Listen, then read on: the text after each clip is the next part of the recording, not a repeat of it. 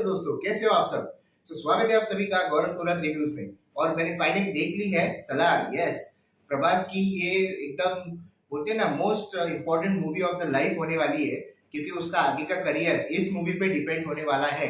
क्योंकि उसकी जो प्रीवियस 2-3 मूवीज थी, जैसे राधे श्याम, आदि पुरुष, साहो वगैरह, वो सब फ्लॉप हो गई थी।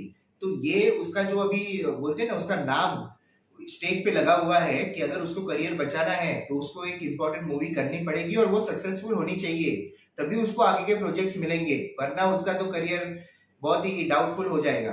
तो चलिए बात करते हैं। ये सलार जो मूवी है, ये पार्ट 1 है, जो कि नाम में ही पता चलता है, पार्ट 1 सीज फायर। लेकिन इसका जो बेसिक प्लॉट है, उसके लिए डायरेक्टर जो है प्रशांत नील, उन्होंने बहुत मेहनत की हुई है मूवी के पीछे, क्योंकि उन्होंने अपना ही एक वर्ल्ड बनाया हुआ है। यस, मतलब केजीएफ में जो उन्होंने किया था, केजीएफ की दुनिया अलग है।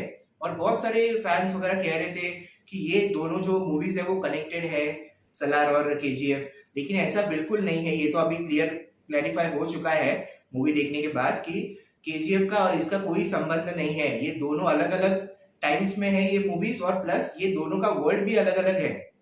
केजीएफ का जो वर्ल्ड था वो टोटली अलग है।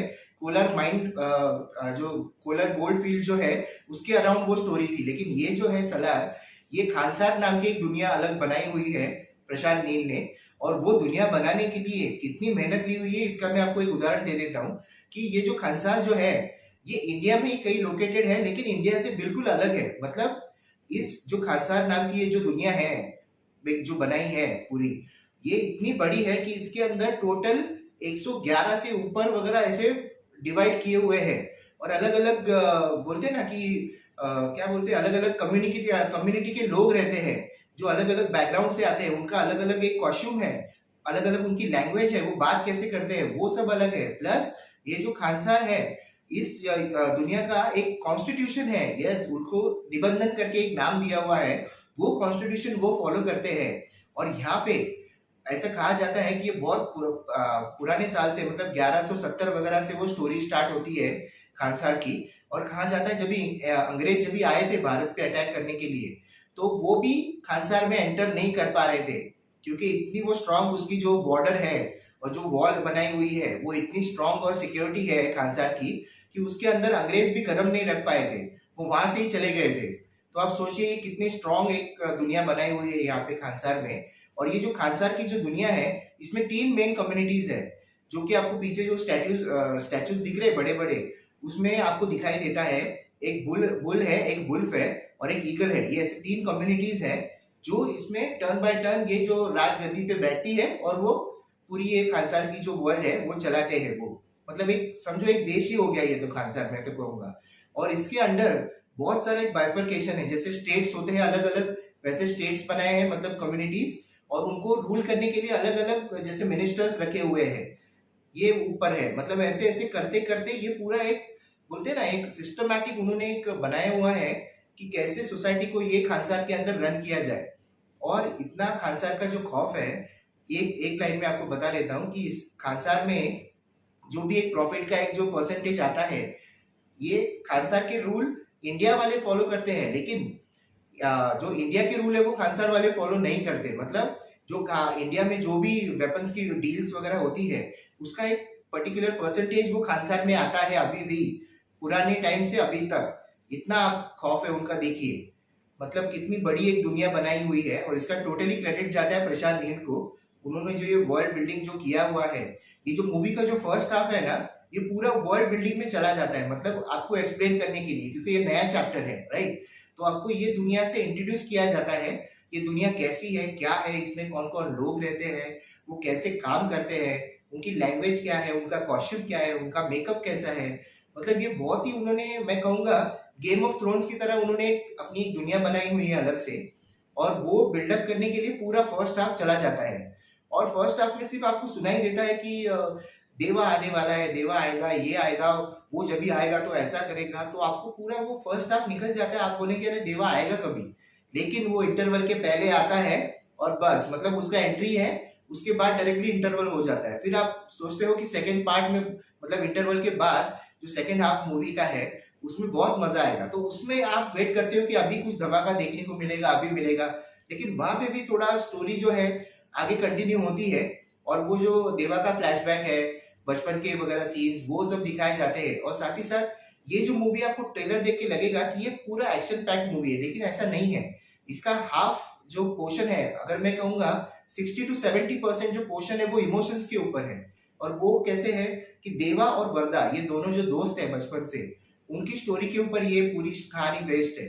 और ये मेन फोकस है स्टोरी का या मूवी का। और बाकी का जो 30% है उसमें खाली आपको एक्शन देखने को मिलेगा, और वो भी मतलब थोड़ा सा ही है एक्शन, इतना ब्रूटल और इतना कुछ है नहीं। मैं कहूंगा इसको ए सर्टिफिकेट क्यों दिया मुझे समझ में नहीं आ रहा है, लेकिन फिर भी ये जो एक्शन के सीन थे वो तो ऐसे आते और ऐसे चले जाते हैं, ऐसे ही लगा मुझे लगा कि ये स्टार्ट टू एंड हमें एक्शन देखने को मिलेगा, लेकिन नहीं, वैसा बिल्कुल नहीं हुआ इसमें। और जितने भी एक्शन सीन्स है वो इनफ है। मैं कहूंगा कि वो जैसे ही आते हैं वो दमदार है, मतलब जितने एक्शन सीन्स है वो दमदार है।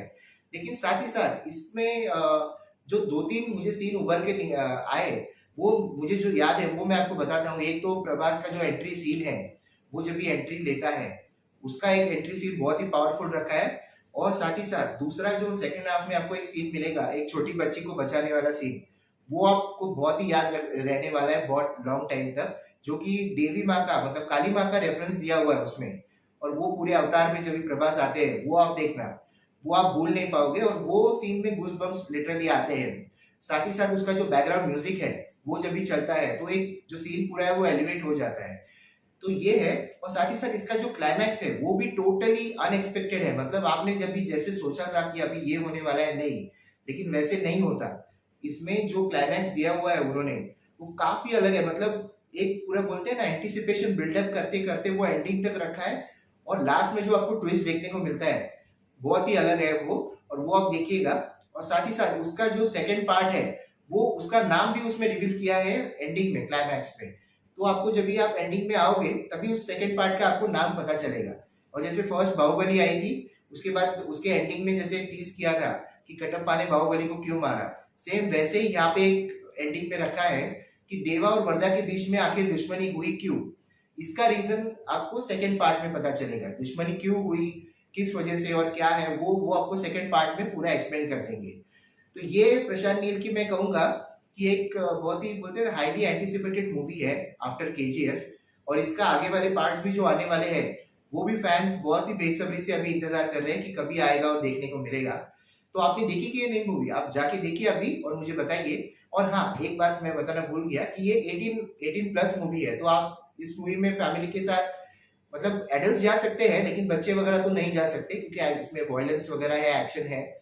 तो आप देखिएगा ये। और साथ ही साथ मैं इस मूवी को दूंगा 3.5 आउट ऑफ 5 स्टार्स। यस, मुझे मतलब ठीक ठाक लगी, ओके है, मतलब एंजॉय किया मैंने।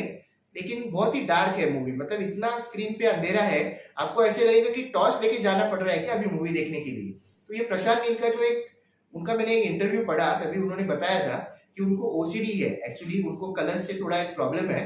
तो इसके लिए वो जो कलर पैलेट यूज करते हैं वो पूरा इधर ग्रे होता है या फिर पूरा ब्लैक होता है, मतलब वो ऐसे उनके जो कलर जो टेक्सचर है वो पूरे एकदम डार्क होते हैं। तो ये रीजन है कि उनका जो मूवीज है, केजीएफ भी आप देख लो, पूरी एकदम डार्क ऐसी मूवीज आपको लगती है। तो ये उनका रीजन है, ये अभी आप समझ लीजिएगा और माइंड में बिठा लीजिएगा। तो आपने देखी कि नहीं मूवी, मुझे बताइए कमेंट्स में कैसी लगी और आपको क्या क्या इसमें इंटरेस्टिंग लगा। और तब तक वीडियो को लाइक कीजिए, चैनल को सब्सक्राइब कीजिए और देखते रहिए गौरव तुरंत। तो मिलते हैं अगले रिव्यू में जल्दी।